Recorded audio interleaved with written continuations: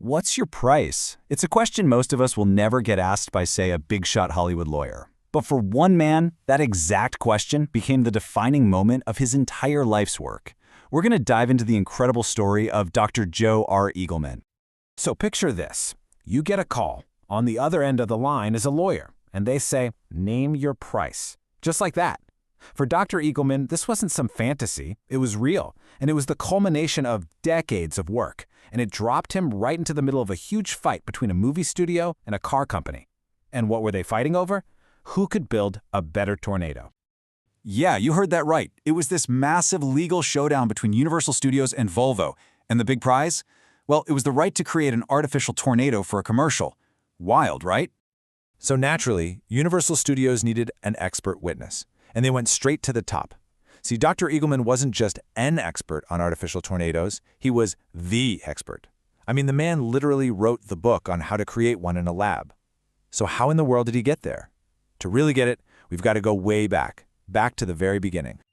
Let's do that. Let's explore that beginning.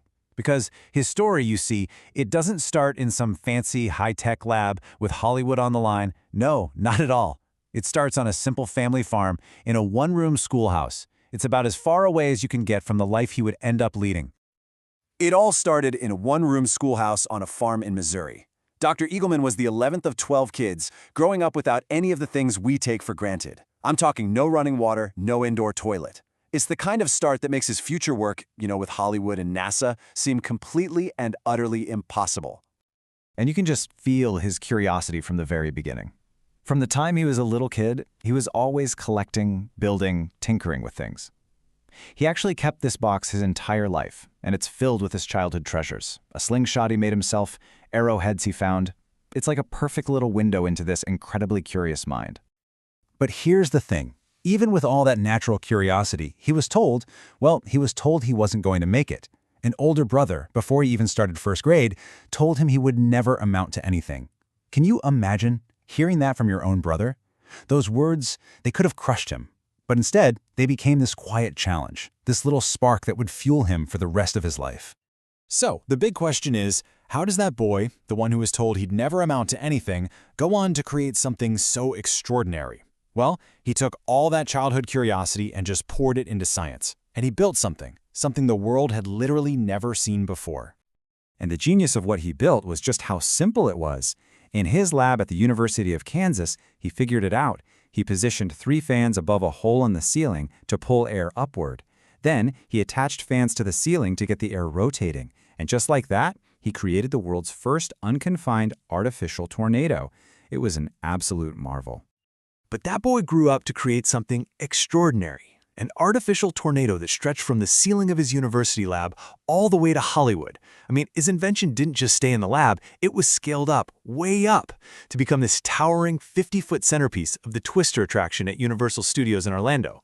His work reshaped the world's understanding of severe weather. But here's what's so amazing. The tornado, as incredible as it was just one part of his story. Dr. Eagleman's curiosity was just too big to be contained in one field. He was a true Renaissance man.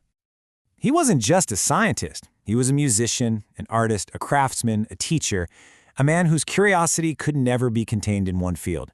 He saw the world through so many different lenses. Just look at this painting he did.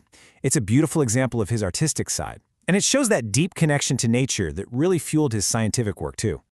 And his impact was just huge and so varied. Get this, in 1966, he published research that completely flipped what everyone thought they knew about tornado safety on its head.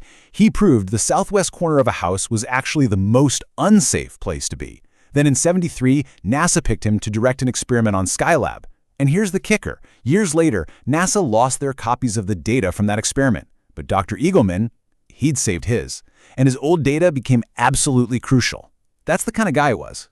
So all of it brings us right back to where we started, back to that phone call, back to Hollywood, and back to that one ultimate question. What is your price? You see, Dr. Eagleman knew his tornado invention was one of a kind. He could have patented it, no problem. So he was at this fork in the road. Option A, patent the tornado, control the idea, and probably make a whole lot of money. Or option B, publish the research and make the knowledge available to everyone. And what did he do? He chose to publish. So when Hollywood told him to name your price, he realized something profound. His real worth wasn't about the money he could make. It was about the knowledge he could share. It was measured in the lives, the minds, and the generations he could inspire by just putting it all out there for the public. And that, right there, is the heart of his journey. His story is proof that passion and persistence can turn even the quietest beginnings into monumental impact. Name Your Price isn't just the story of a scientist, it's the story of believing in your ideas even when nobody else does. His story is just an incredible reminder that maybe our true price isn't what we can sell, but what we choose to share with the world.